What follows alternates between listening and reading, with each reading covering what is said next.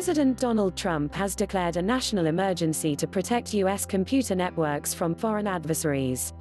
He signed an executive order which effectively bars U.S. companies from using foreign telecoms believed to pose national security risks. The order does not name any company, but is believed to target Huawei. BBC's Asia Correspondent Karishma Vaswami analyzes the issue. President Trump doesn't name or single out Huawei in his executive order, but the intent is clear: keep China's national champion out of the US.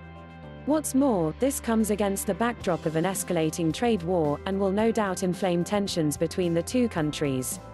Huawei consistently says that if the US bans Huawei from its networks, they are the ones to lose out, not Huawei.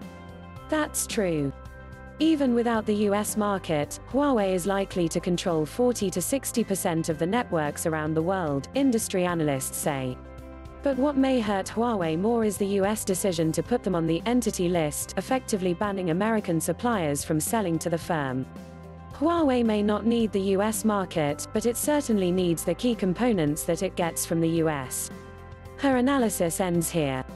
The Chinese tech giant said restricting its business in the US would only hurt American consumers and companies. Several countries, led by the US, have raised concerns in recent months that Huawei products could be used by China for surveillance. The US has been pressuring allies to shun Huawei in their next-generation 5G networks. In a separate move, the U.S. Commerce Department added Huawei to its Entity List, a move that bans the company from acquiring technology from U.S. firms without government approval. The moves are likely to worsen tensions between the U.S. and China, which had already escalated this week with tariff hikes in a trade war. Huawei has been at the epicenter of the U.S.-China power struggle that has dominated global politics over the past year. According to a White House statement, Mr. Trump's order aims to protect America from foreign adversaries who are actively and increasingly creating and exploiting vulnerabilities in information and communications technology infrastructure and services. It gives the Secretary of Commerce the power to prohibit transactions posing an unacceptable risk to the national security, the statement adds. The move was instantly welcomed by Federal Communications Commission Chairman Ajit Pai, who said in a statement it was a significant step towards securing America's networks.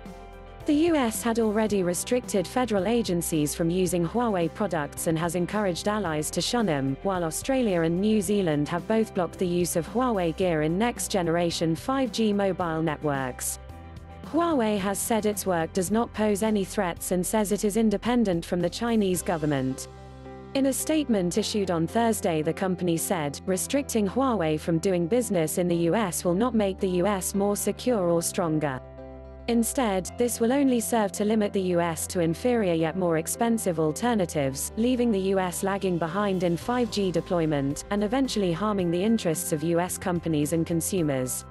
The statement also said, unreasonable restrictions on Huawei raised other serious legal issues. Huawei has vehemently denied the allegations. On Tuesday, its chairman Liang Hua said it was willing to sign no spy agreements with governments during a meeting in London, as concerns over the security of its products used in next-generation 5G mobile networks continued to grow.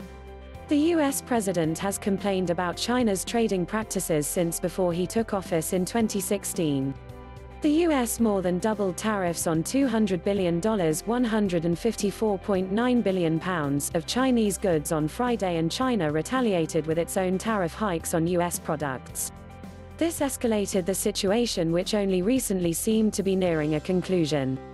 However, stock markets steadied on Wednesday as hopes rose that the two countries might resume talks next month. Mr. Trump said he expected to meet his Chinese counterpart, Xi Jinping, at the G20 summit in Japan. China's foreign ministry spokesman Geng Shuang also said that the two men maintain contact through various means. News script taken from BBC. Thanks for watching.